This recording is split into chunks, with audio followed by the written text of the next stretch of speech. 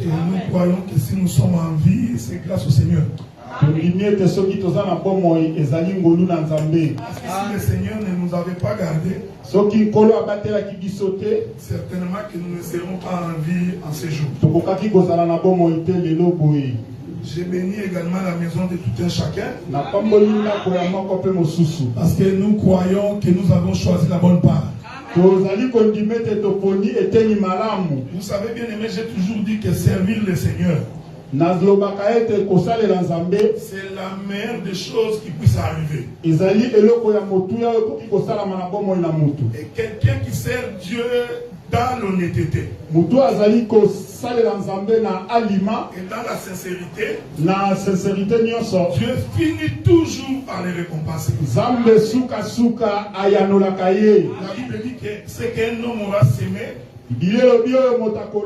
c'est ce qu'il moissonnera. Donc quand tu sèmes de bonnes choses avec le Seigneur, je crois que le Seigneur ne manquera pas de te bénir. Nous allons faire un effort pour que nous arrivions toujours à temps. Parce que nous, vraiment, à midi moins 5, la prédication commence. Nous voulons qu'à 13h, on ait fini de prêcher. Comme ça, s'il y a des gens qui ont à travailler le soir, ils ont le temps de se reposer et d'aller travailler. Je peux me rassurer avec le frère Miguel le dimanche prochain que vous aurez bien installé tous les deux climatiseurs. Parce que si tout le monde arrive ici et les deux ne sont pas installés, il va faire chaud.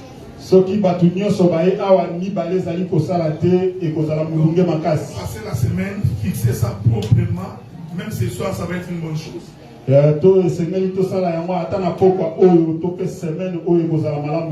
sais que tu es un homme occupé. Mais je crois que tu nous as été très utile pendant ces moments. Mais je prie que le Seigneur se souvienne vraiment de toi.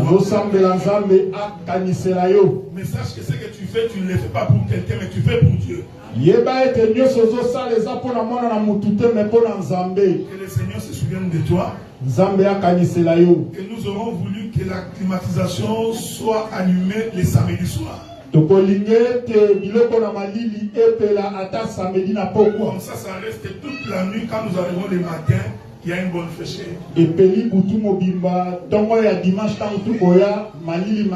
Parce que s'il fait très chaud, les enfants vont commencer à pleurer. Que le Seigneur vous bénisse.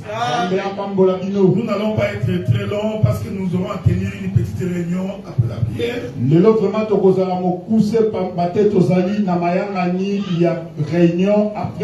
Parce que nous voulons créer un groupe de partenaires. Exactement, les gens qui vont prendre l'engagement pour qu'on paye les loyers chaque mois sans toucher à l'offrande.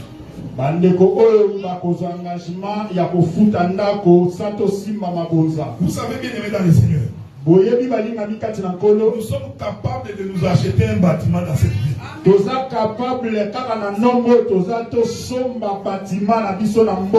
C'est une question de vision. Si quelqu'un a une bonne vision, on est capable de le faire. Si nous avons $50,000, on peut s'acheter un bâtiment. Notre propre local où nous commencerons à payer comme une hypothèque. L'argent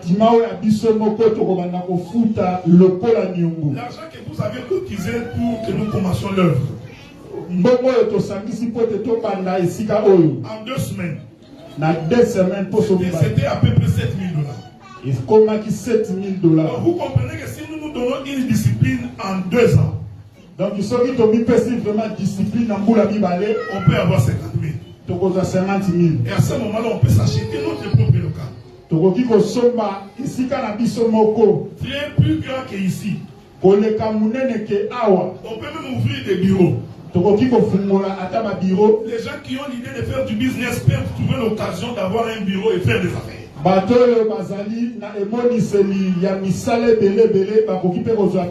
Il faut toujours voir loin. Nous allons devenir propriétaires et nous allons commencer à sous-louer. Exactement. Le Seigneur est capable de faire cela avec nous. Pourquoi ils peuvent le faire et que nous ne pouvons pas le faire? Alors que vous dites que vous avez un véritable Dieu. C'est une question de vision. De la discipline et de la détermination. Cette chose-là, on est capable de la faire de faire. C'est une question d'organisation et de savoir où on va. Voilà pourquoi nous allons partager l'offrande avec les collectes pour les loyers.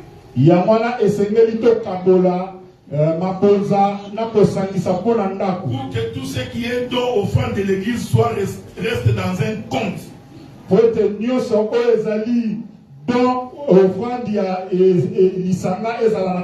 Ça peut nous permettre en une année que nous sachions exactement combien nous avons. Donc que les partenaires soient à côté pour payer les loyers. Mais ne me comptez pas parmi vos partenaires. Parce que moi je suis de l'église de Gatineau. Ah, les frères Moïse ici. Que Dieu soit loué. Amen. Parce que j'ai déjà des engagements là-bas, donc je ne voudrais pas ici également prendre un engagement. Nous continuons notre marche de sanctification. Je voudrais que vous me suiviez attentivement parce que c'est ce qui fait la base de l'église. Parce que l'église, si ce fondement n'est pas posé, alors ça va être beaucoup de conflits, beaucoup de désordres. C'est pourquoi j'avais commencé par expliquer que lorsque l'Éternel a créé Adam, il a créé Adam en dehors du jardin. Le dimanche passé, j'ai expliqué le pourquoi du dehors du jardin. Parce que j'avais dit que le jardin, c'est là où Dieu avait mis la bénédiction. C'est là où Dieu avait mis tous les animaux. C'est là que Dieu avait mis toutes les bonnes plantes dans le jardin. Donc le jardin par nature est très beau à voir. Maintenant la Bible dit que quand Dieu crée Adam, il vient le mettre dans le jardin. Et il dira à l'homme, je te donne maintenant l'autorité sur tout ça. Donc l'homme, avant de devenir gouverneur de tous les biens, il a fallu d'abord que Dieu puisse les former. Je voudrais rappeler cette exhortation. Tu ne peux pas prendre la possession de la bénédiction de Dieu. Premièrement, Dieu ne t'a pas formé. Donc il ne faut pas seulement être courageux. Donc tu vois, moi je vais entrer au ciel. Ce que tu as promis, je vais l'avoir. Non, on n'obtient pas ce que Dieu a promis comme ça. Ce n'est pas parce que tu le veux que tu vas l'avoir. La volonté elle-même ne suffit pas pour avoir accès à la bénédiction de Dieu. Donc pour entrer dans le jardin, il faut premièrement que la main de Dieu t'ait formé. C'est ça la base de l'église. Et sur cette chose, frère, les prédicateurs ne peuvent pas faire de compromis.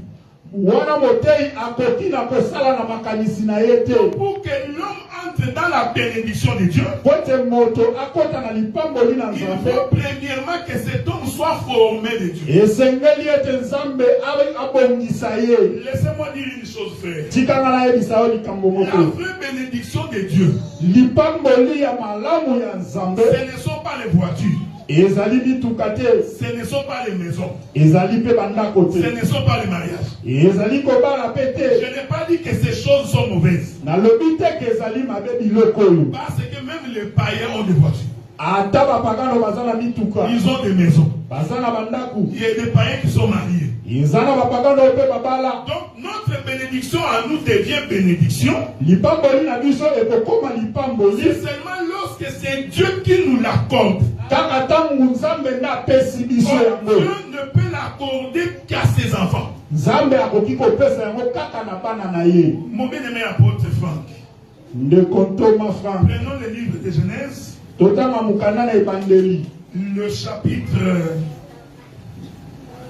le chapitre 2, le verset 7. Chapitre Anibale, verset à Sambo.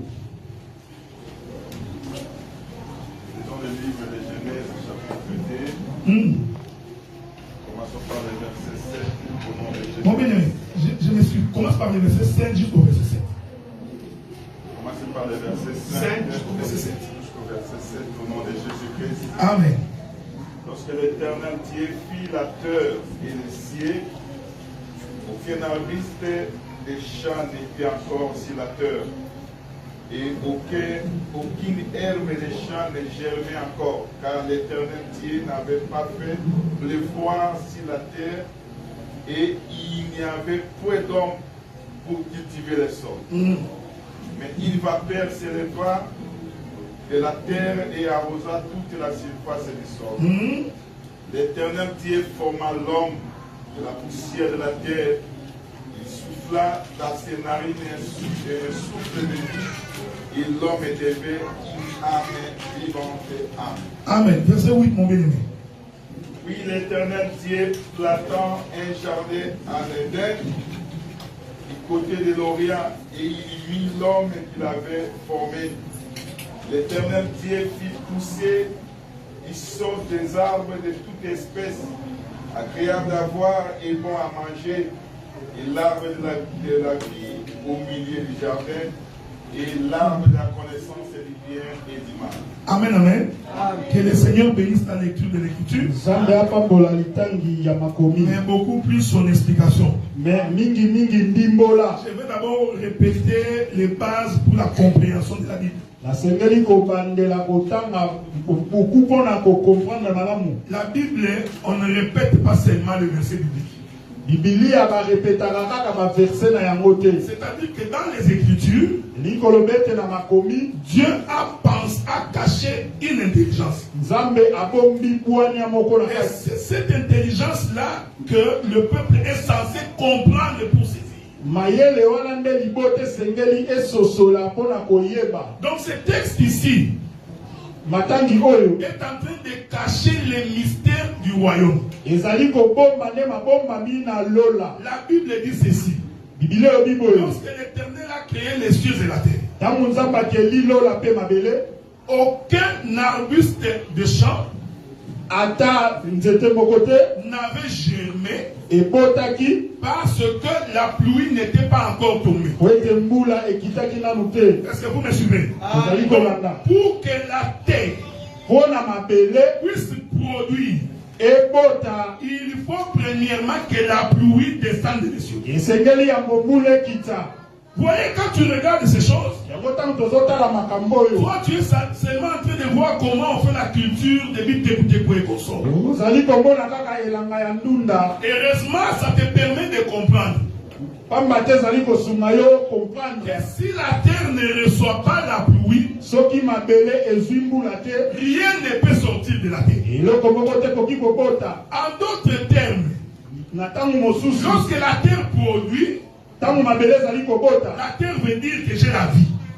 Parce que quand on voit la production, cela suppose que cette terre ici a la vie. Est-ce que vous me suivez, frère? Je ne suis pas en train de faire l'agriculture. Je suis en train d'expliquer les choses du royaume. Donc, si nous voyons une terre qui ne produit rien, cela veut dire en d'autres termes, cette terre n'a pas la vie. Donc le premier élément pour que nous sachions qu'une terre a la vie, il faut que nous voyions la production. Mais le prophète Moïse, parce que c'est lui qui a écrit le livre de Genèse, il dit que la terre n'avait pas rien produit. Parce que la pluie n'était pas tombée. Donc en d'autres termes, ce qui donne à la terre la vie, c'est la pluie. Est-ce que vous me suivez? Oh! L'homme a été tiré de la terre. Est-ce que vous me suivez, frère? Donc, quand Dieu parle de la terre ici, prophétiquement, Dieu ne voyait pas la terre physique. Dieu voyait l'homme. Parce que l'homme a été formé de la poussière de la terre. En d'autres termes, l'homme est une terre. Donc, voilà pourquoi nous disons, frère, aucun homme ne peut produire la vie si premièrement il ne reçoit pas la pluie.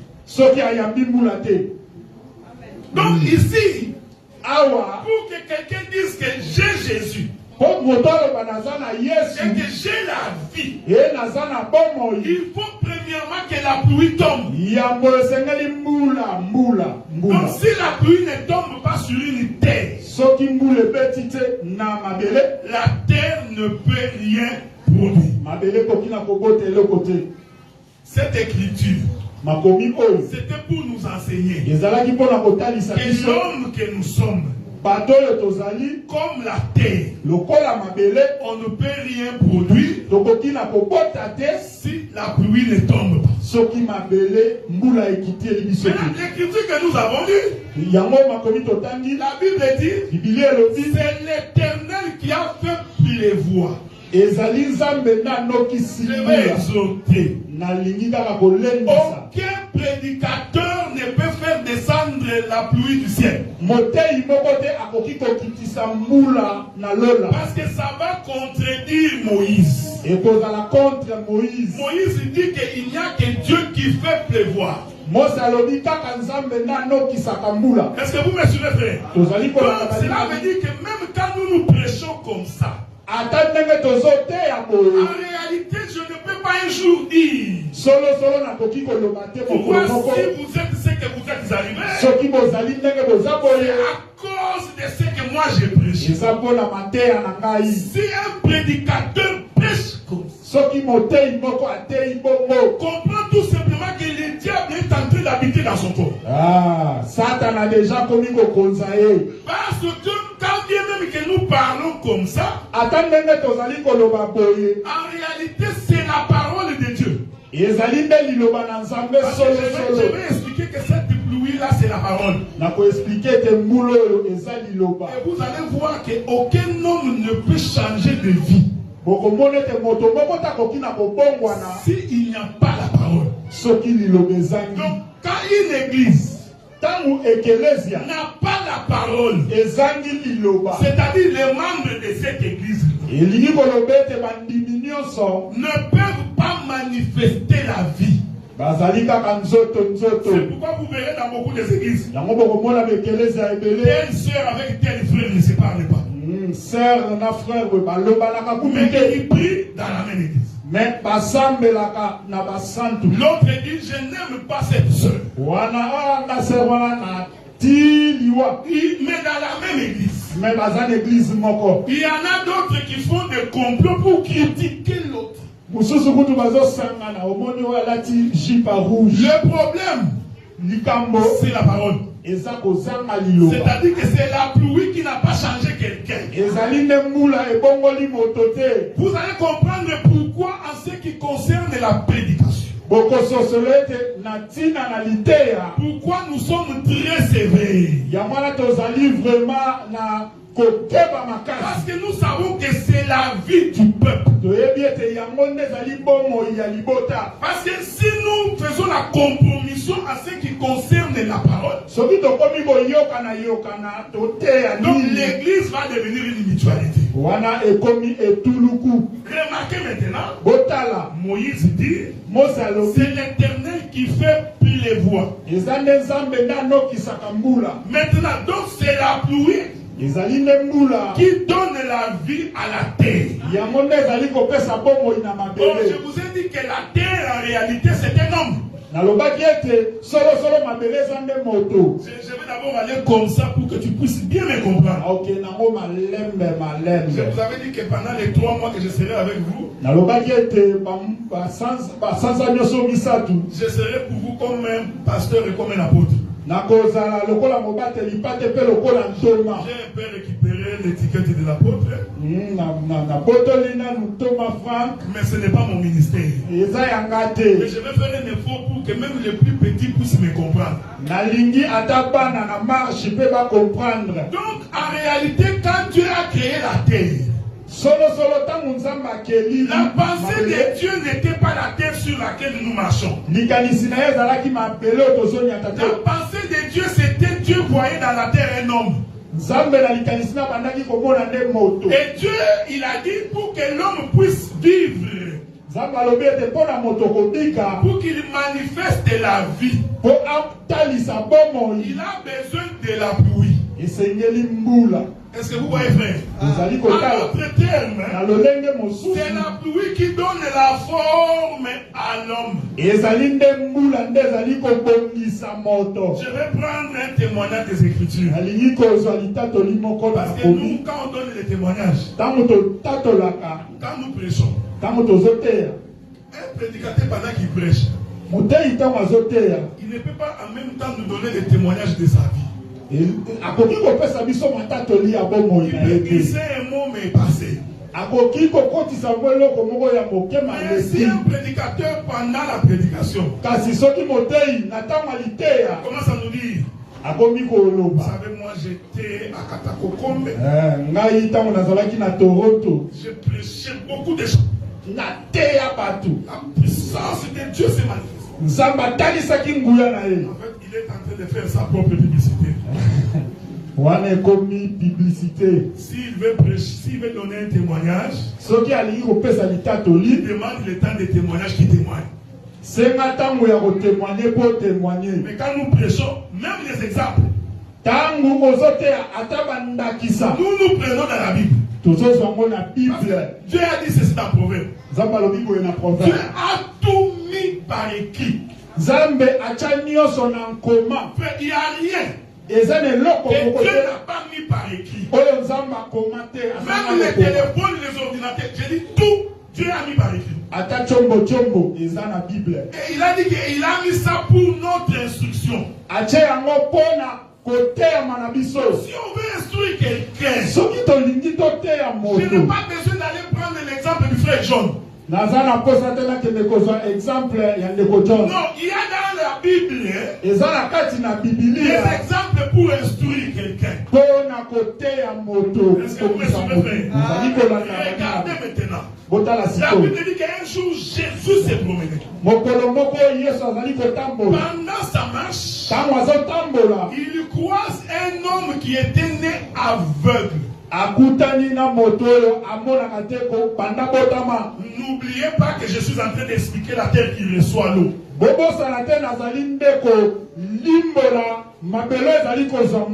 j'explique que la terre c'est l'homme et la pluie c'est la parole. Est-ce que vous me suivez? N'oublie pas ça. Même si tu me vois partir à gauche, retiens ce que j'ai dit ici. Jésus vient. Il croise un homme qui était aveugle. En d'autres termes, cet homme-là était dans les ténèbres. Parce qu'un aveugle, c'est celui qui ne voit pas. Donc l'aveugle, c'est un homme dans les ténèbres. Or l'écriture dit, au commencement, l'Esprit de Dieu s'est mouvé au-dessus des hommes. Il n'y avait que les ténèbres sur toute la surface de la mer. Et quand l'Esprit de Dieu s'est mouvé au-dessus des hommes, la terre était sous l'eau. Est-ce que vous comprenez? Donc, la terre était dans les ténèbres. Et l'Esprit de Dieu s'est mouvé au-dessus. Jésus croise un homme qui était aveugle. En réalité, cet homme était dans les ténèbres. Donc c'était une terre sans vie. Est-ce que vous me suivez, frère? C'est la base de la conversion. Et nous disons, frère, la conversion dans un homme c'est fait une seule fois dans la vie. L'homme ne peut pas se convertir deux fois. Non, tu peux te repentir plusieurs fois. Mais la conversion, une seule fois. Je voudrais que vous me compreniez. Quand je dis conversion ici, je ne veux pas dire l'abandon du péché. Non, ce n'est pas que celui qui est converti qui ne va plus pécher. Ce n'est pas la conversion, c'est-à-dire celui qui a changé de camp. Israël était en Égypte. Il est sorti. Il n'est plus rentré. Et pendant le chemin, Israël a péché. Est-ce que vous me suivez? La différence est là. Je ne peux pas juger mon frère Nicolas parce qu'il a commis un péché pour dire qu'il est païen. Non,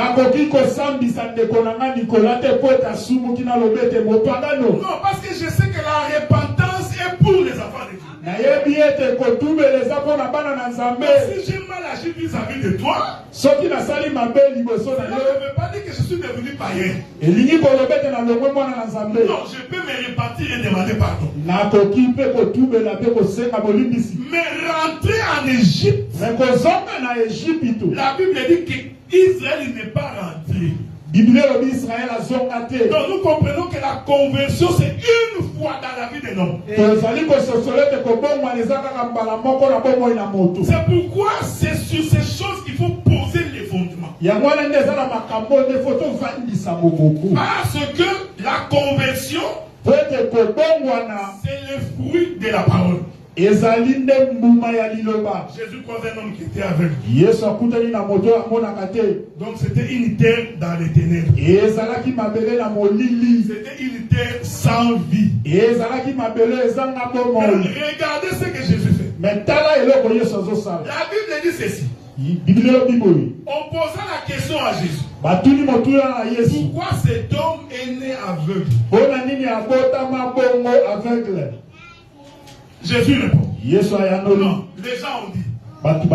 Est-ce que c'est parce que ses parents ont péché? Ou parce que lui-même a péché?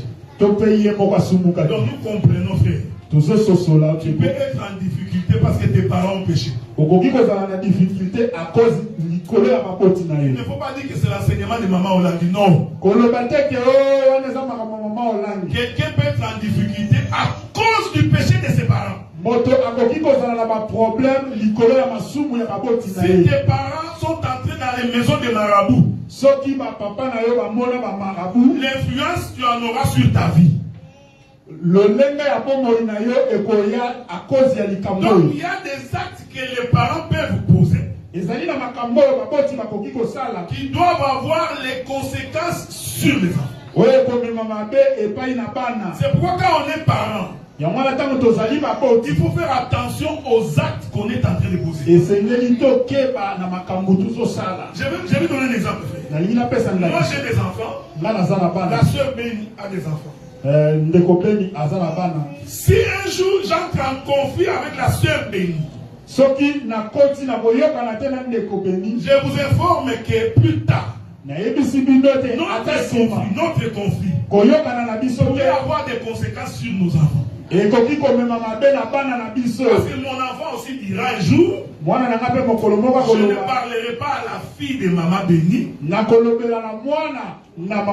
cause du conflit que nous avions. C'est pourquoi les parents, il faut faire attention dans les actes que nous posons. C'est pourquoi Salomon avait dit, apprends à tes enfants comment craindre l'Éternel. Parce que quand ils vont grandir, ils ne vont pas s'en détourner. Donc si tu es voleur, les enfants prendront les modèles. Si tu frappes la femme à la maison, les enfants prendront les modèles. Si tu insultes ton mari, les enfants prendront les modèles. Donc ces gens avaient compris que si cet homme est aveugle, ça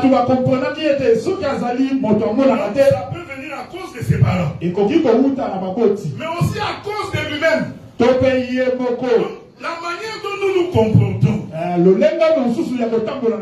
doit aussi avoir des conséquences sur notre propre vie. C'est pourquoi la Bible dit recherchez la paix avec tous. Avant d'interpréter, non, d'abord comme ça, je dois être en paix avec la sœur Nadine. Je dois être en paix avec la sœur Késia. Donc ça, c'est d'abord la doctrine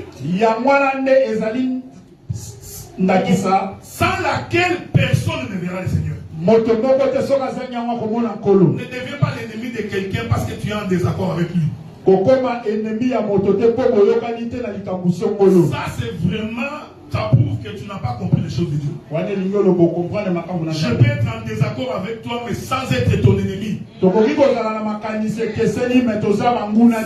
C'est ça être frère. J'aime la fraternité. Parce que la fraternité, vous pouvez vous bagarrer.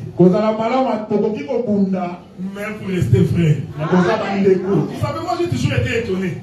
Tu verras ton frère dans la chaîne.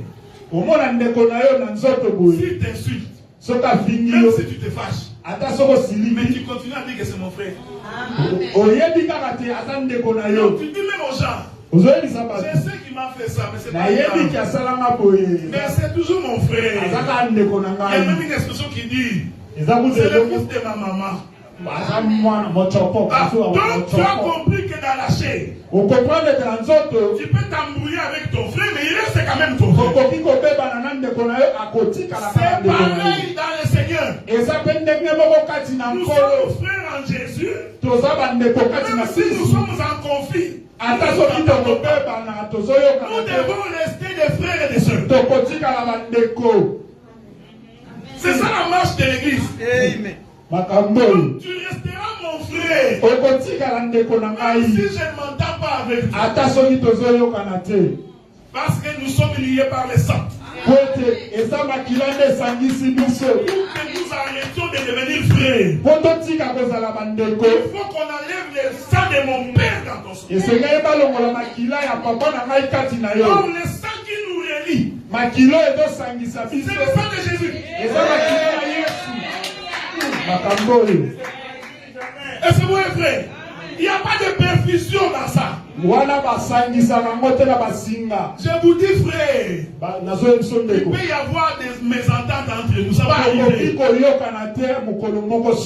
J'ai toujours voulu dire la vérité aux frères. C'est comme quelqu'un qui rentre dans un mariage. Trouve une femme, trouve le bonheur. Mais il y a un autre verset. C'est pourquoi on vous dit que le verset qui trouve une femme trouve le bonheur. Mais il y a encore un autre verset. Que Paul dit que ceux ceux qui sont mariés, qu'ils sachent qu'ils auront des tribulations dans la chair. Le jour où un frère va se marier ici, moi si c'est moi qui prêche, c'est ce verset-là que je vais prêcher. Je vais dire au frère, maintenant que toi tu as pris cette femme, prépare-toi au problème. Il faut te préparer. Parce que gérer une femme, c'est comme Christ qui gère l'église. C'est ce que Paul dit.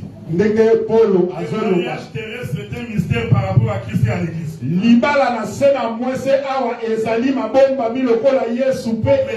Maintenant regardez l'église. Combien de fois nous péchons contre Dieu? Donc vous comprenez que Dieu nous gère quand même. Mais Yesu Donc gérer une femme, c'est gérer tout un esprit. Donc c'est pourquoi il faut te préparer pour savoir que quand tu veux te marier, il y a tu t'es marié à un esprit. Et tu as l'obligation de gérer cet esprit. Frère, on ne se marie pas pour les plaisirs de la chair.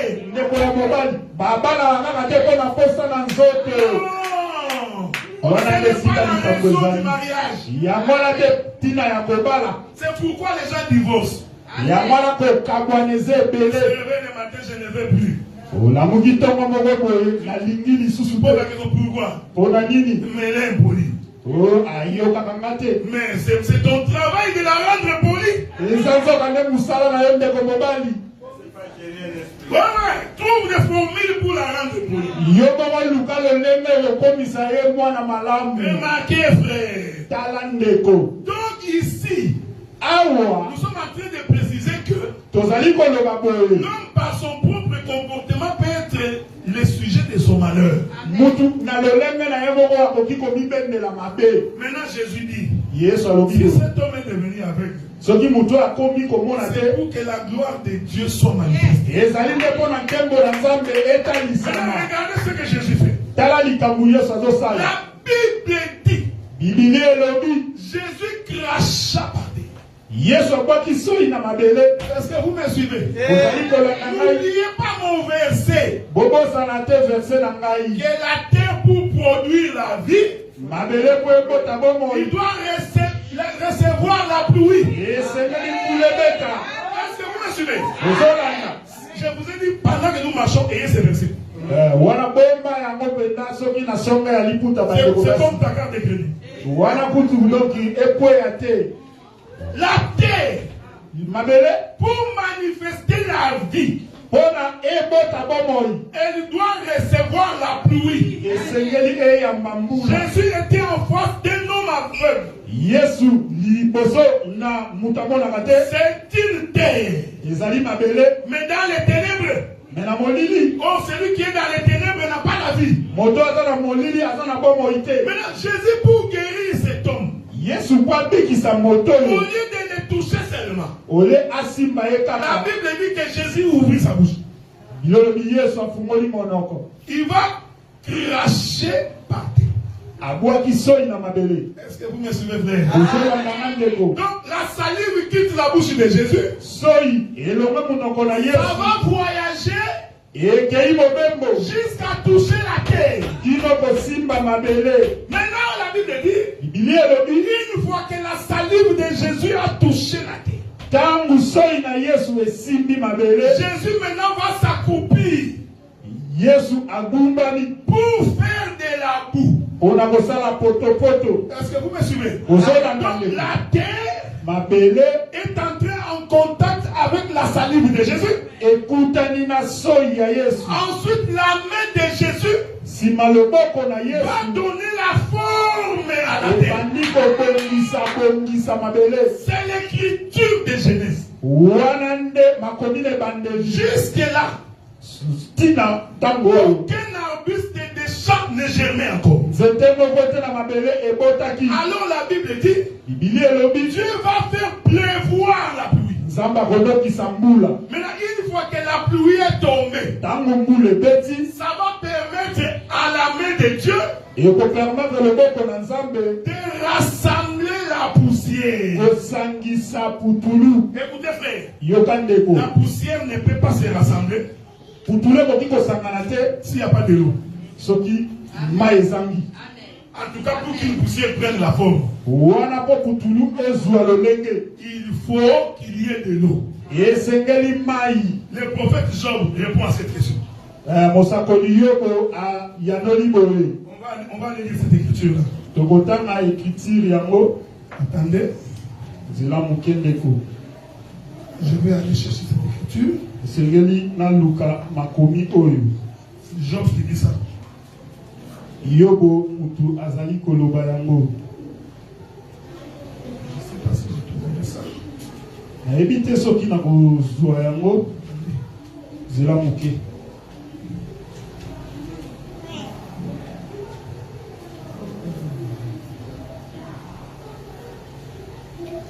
O examate ya basanto. Comment je sais que tu as là. Il y a l'écriture dit jusqu'à ce que de l'eau se mette en boussée. Makomi ezali kolobete esengeli kino tango mabele mai ekoyeba na kobima. J'étais au mauvais endroit. Je vais trouver. Ok, c'est bon. Okuta yango ata soki ebatami tokomona ye kaka.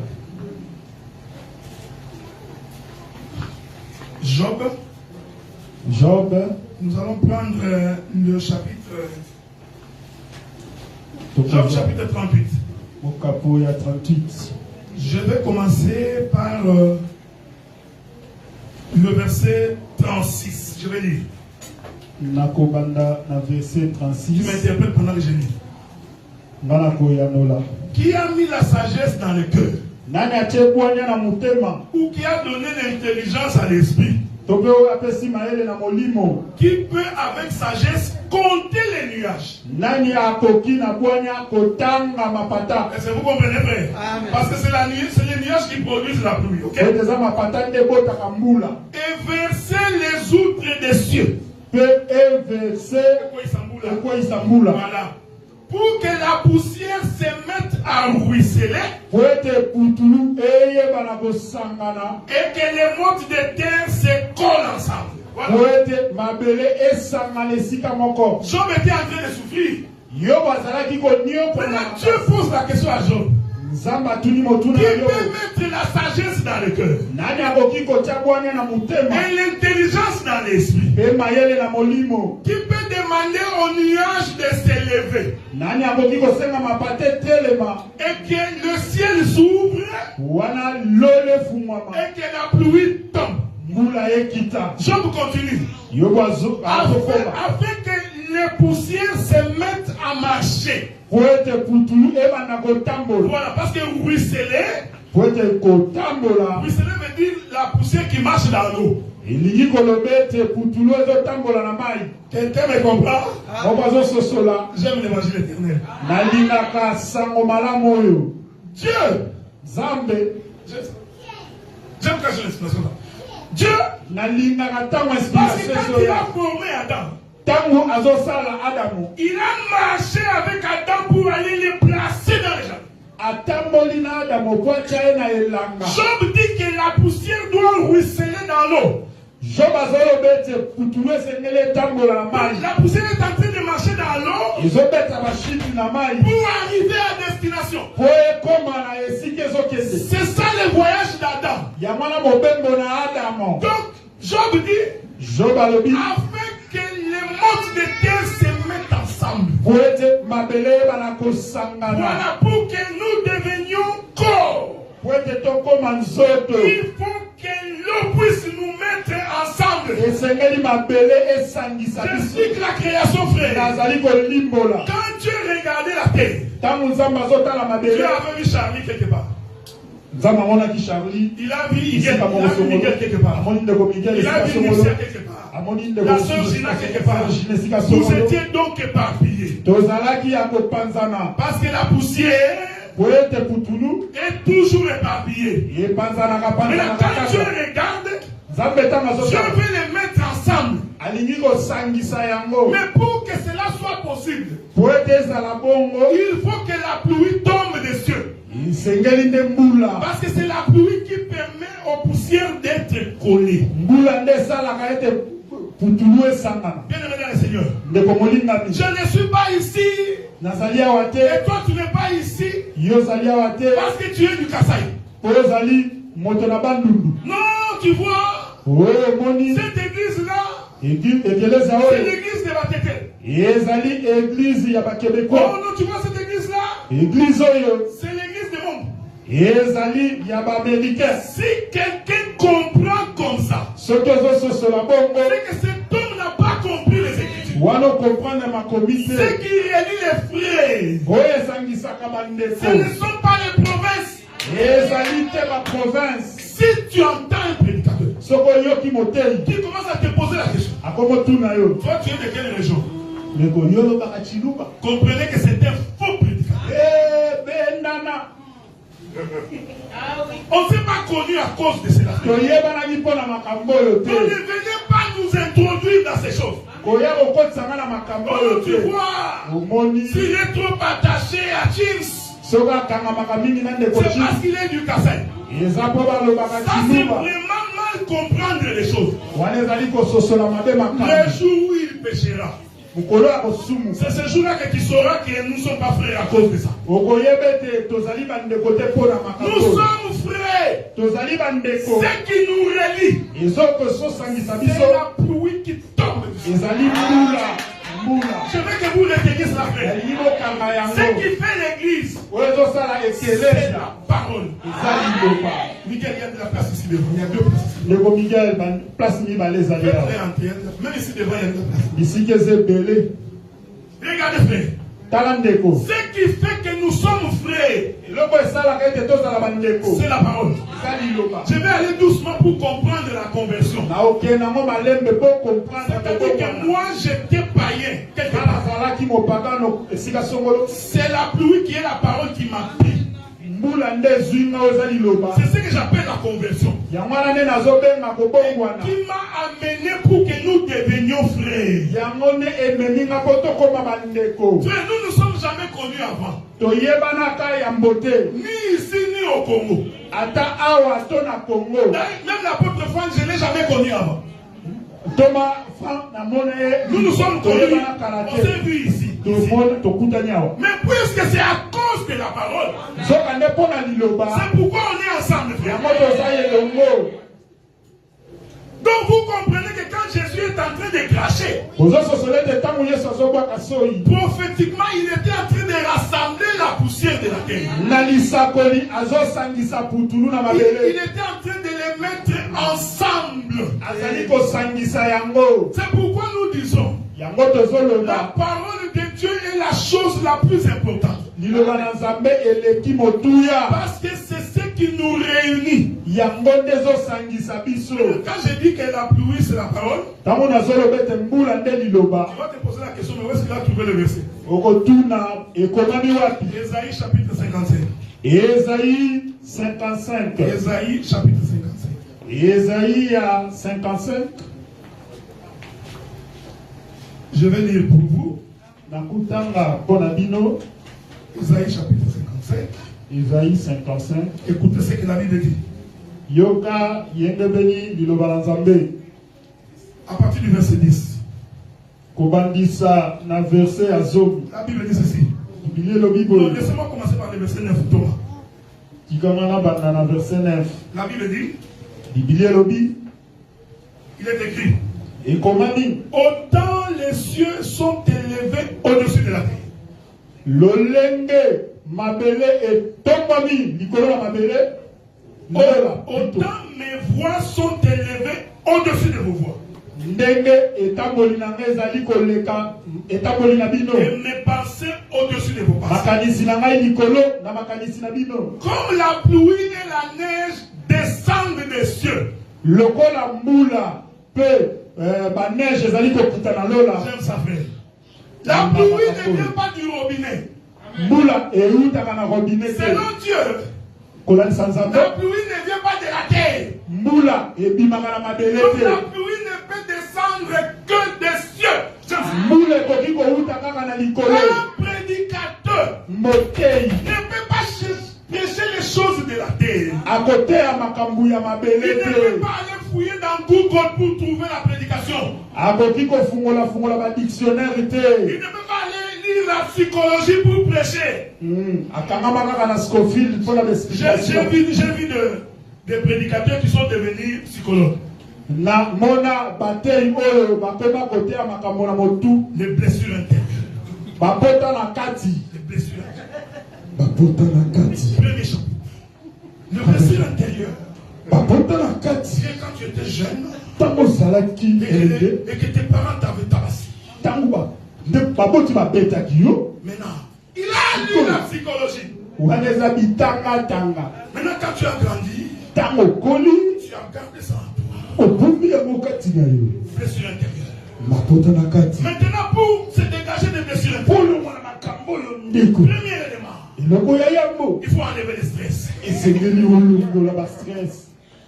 Tu vois? Mais beaucoup de gens vont aimer ça. Parce que beaucoup de gens ont des stress. Donc on lui donne la formule pour enlever le stress. C'est ça. Maintenant pour enlever le stress, il faut aller au restaurant. La psychologie sociale.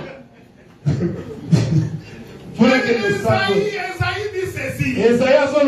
Il dit la neige et la pluie descendent des cieux. Et n'y retourne pas sans avoir arrosé.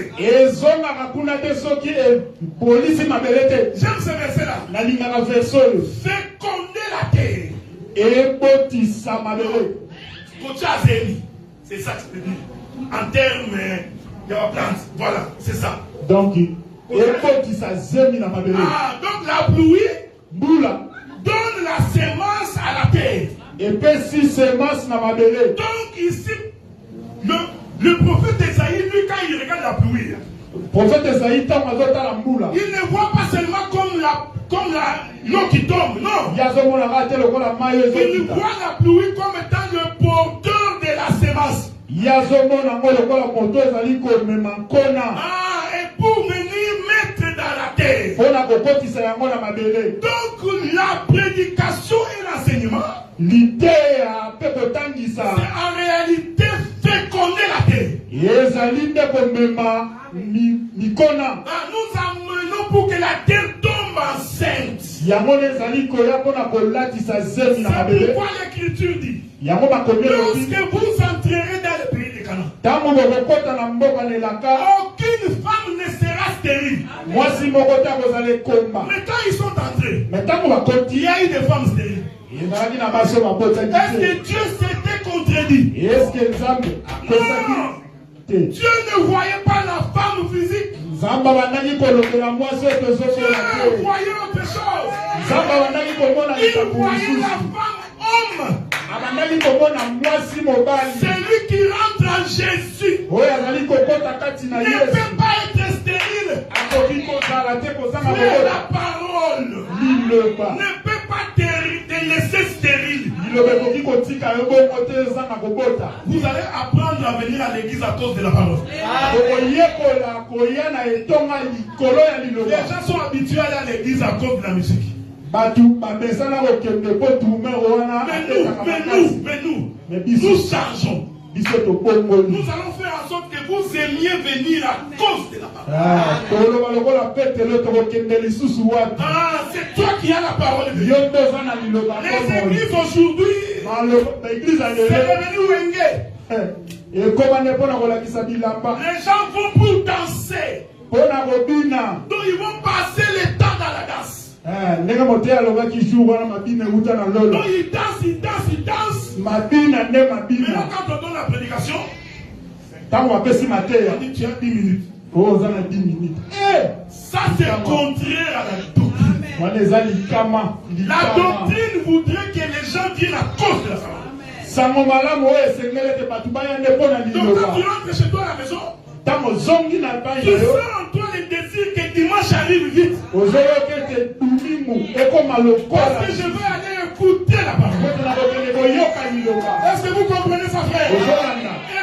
Et regardez. Tala, tala. Il dit que la pluie c'est pour féconder la terre. Ezali ete mabele mpona kopesa nkona na mabele. J'aime le prophète d'Esaïe. Na ndimaka mingi Parce prophète que Esaïe. lui-même explique ces choses. Ye moko azali kolimbola Il yango. dit ainsi. Alobi boye En est-il de ma parole ndenge ezali na liloba na nga qui sort de ma bouche ezali kobima na et ne retourne pas à moi sans effet, ekoki kozonga te epai na nga sa esala sans avoir exécuté ma volonté. sa esala posa na ngai. Donc Esaïe compare la pluie à la parole. Esaïe azali komekisa mbula na liloba. Est-ce que vous comprenez? Vous Donc aurez- nous comprenons que Adam tokomprendre ete Adam a été formé par la parole. asalamaki nde na liloba. Donc cette pluie qui a permis à Dieu de rassembler, mbula oyo epermetaki nzambe asangisa prophétiquement c'était la parole. na lisakoli ezali nde C'est liloba. pour dire que l'église corps de Christ elingi koloba ete ekelesi nzoto na nkolo est formée par la parole. esalamaka kaka na liloba. Je vais finir dans 5 minutes. nalingi kosungisa na Je ne suis pas pressé parce que j'ai encore 2 autres mois et demi. naza presse te vraimen toke nango malembe. Adam, Adamo premièrement, il a eu la forme.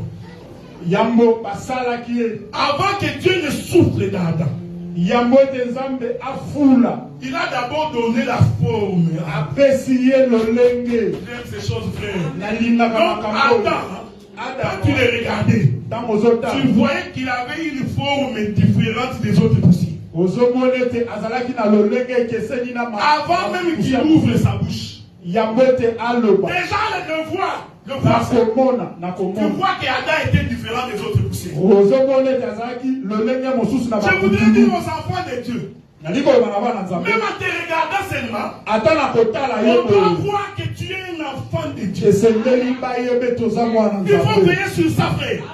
Oh, biso mango atalaka Oh non, tu regardes le cœur, il faut voir l'extérieur. Ces choses ne sont pas bibliques. wana eza ya bibilia te. Avant que Dieu ne souffle dans Adam, yango ete nzambe afula na adamu il commence d'abord par lui donner la forme. abandi nanu kosala ye lolenge Cette forme était physique. ezalaki na lolenge na nzoto. Quand ton frère te fait la remarque, ntango ndeko nazolisa que moninga ma soeur, ndeko on mwasi ne fait pas comme ça. basalaka boye te Ne réponds pas à ton frère. korépondre ye te Non, dis, ndeko Dieu voit le cœur, arrête ces zamba histoires. monaka motema Non, ça c'était un raccourci. wana ozo koluka lolenge ya ekime. Un enfant de Dieu, même en les regardant. mwana na nzambe ata kotala ye Vous boye savez, un jour, mokolo moko les gens étaient en train de s'échauffer. bato babandaki na kobundana bundana Non, kobendana Koyotola. koyekola Voilà, les gens étaient en train de s'échauffer.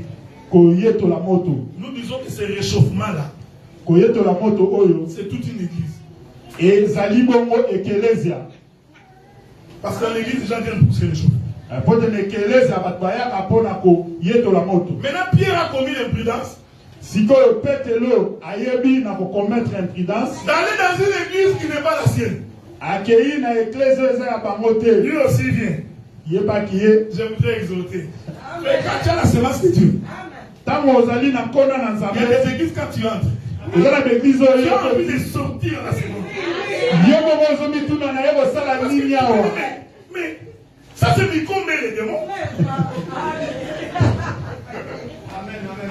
makambo oyo omona neti bana kosala maseke. Il y a des endroits que tu ne peux pas entrer. eza batasi mosusu okoto komomona basatana mike mike. Et Pierre vient. petelo Il dit, aye nous allons prier avec vous. na kosambela elongo na bino. mwana nzambe tikidi makolo eza na nzela tikidi. Les gens regardent. Pierre, petelo toi tu n'as pas été avec cet homme. yo ozalaki te na mutu wana. Frère, ndeko Pierre n'avait rien dit. petelo alobaki eloko Donc moko c'est pas la manière dont ils ont ça a commencé là-bas. Ça a commencé par la forme de Pierre. lolenge kaka ya petelo Ils ont seulement regardé Pierre. atali Ils Ils ont dit non. Toi, bien aimé, il faut que les païens disent que tu n'es pas comme eux. Il faut arriver à ce stade-là. Même quand c'est ton ami, et que vous mangez avec lui. Mais il faut que tu saches que toi, tu n'es pas comme lui. Il témoigne aussi que maman, tu as déjà changé. Même quand on t'appelle pour aller dans une boîte, ne les refusez pas. Mais eux, ils doivent comprendre que tu n'es pas comme eux. Ils ont regardé bien. Ils disent, ah, toi, tu as établi. Jusque-là, Dieu n'avait pas parlé. Maintenant, Dieu ouvre maintenant la bouche. Il dit non, je ne la connais pas. Je dis, oh mon Dieu, même ta façon de parler, j'aime ces choses. Donc d'abord la forme. Témoigne que Dieu a formé Adam. Pied. C'était Adam. Par sa forme. Maintenant, quand il parle, ce qui était à l'intérieur maintenant sort. Il y a ces deux choses.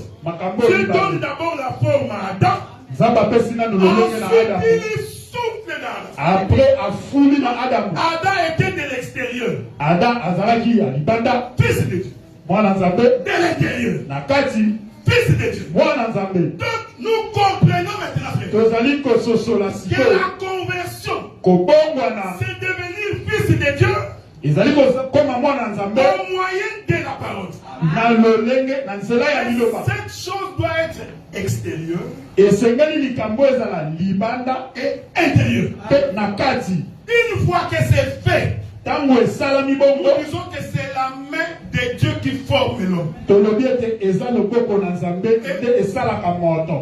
J'ai suivi une chanson quand j'ai venu. Quand j'ai roulé dans ma voiture là, comme il n'y a pas beaucoup de compositions, nous écoutons tout. C'est pas mauvais, moi j'ai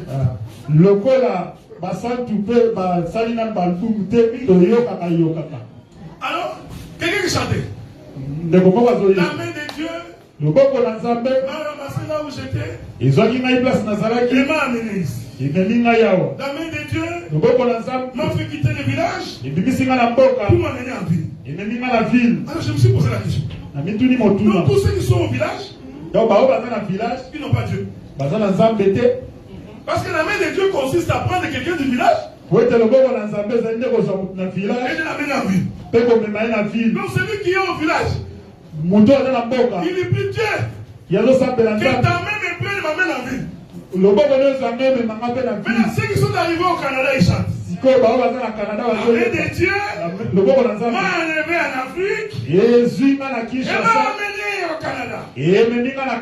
Donc tous ceux qui sont en Afrique, ils n'ont pas la main de Dieu. Regardez comment les gens comprennent les Écritures. Il est vrai que Dieu t'a amené de l'Afrique ici. Mais la main ici, la main qui déplace l'homme, c'est celle qui l'enlève du péché vers la vie. Pour que tu chantes que la main de Dieu t'a visité, il faut que tu sois quelqu'un qui a abandonné la vie du péché. Donc une fois que la main fait ça, c'est ce qu'on appelle la conversion. Maintenant, après la conversion, il y a la marche vers Éden. C'est là que nous allons devoir continuer le dimanche prochain. Mais je finis par une petite introduction. Pour que quelqu'un ait la forme, il faut de l'eau.